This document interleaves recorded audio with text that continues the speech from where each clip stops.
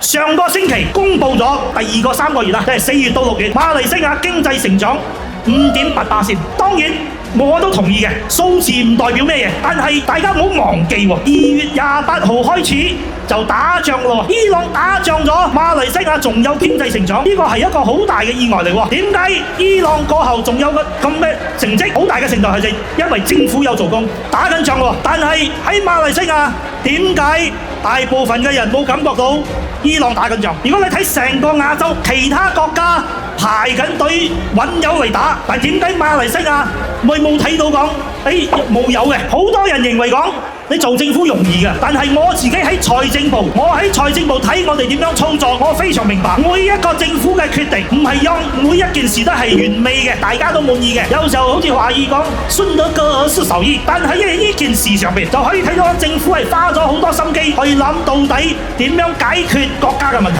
舊擺我哋係有油嘅津貼，但係冇控制，所以有走私，好多走私。雖然講大家都有津貼嘅油，不過呢政府都有好多漏洞，使咗好多錢，但係唔係花喺馬來西亞人身上，係花喺走私嘅身上。但係我哋點樣解決？主要差價太犀利啦！你講馬來西亞呢個價錢喺泰國、喺印尼、喺菲律賓價錢唔一樣，所以沙土嘅生意有人做，賠錢嘅生意冇人做，變開好多走私。咁政府為咗解決呢個問題，諗咗2年，傾咗好耐。有啲人就同首相講：你起油價啦，起到市價就唔會有走私㗎啦。咁樣窮嘅你就俾起現金。但係內閣諗咗好耐，最後決定就我哋而家做嘅負啲95。點解用呢個呢？就係去確保冇走私，但係又可以確保講大部分嘅人唔會受到國際油價波動嘅影響。舊年9月推出呢個咁嘅用 IC 打油，咁有咗咁嘅制度，大家打嘅油係1.99，咁樣就冇受到影響，所以大家嘅生活不受影響。呢個政府愛解決有啲20年嘅問題，有啲30年嘅問題，但係佢嘅解決唔係講今日起身講我去做，聽日做到嘅，佢都係花時間。所以我希望大家，我哋係確保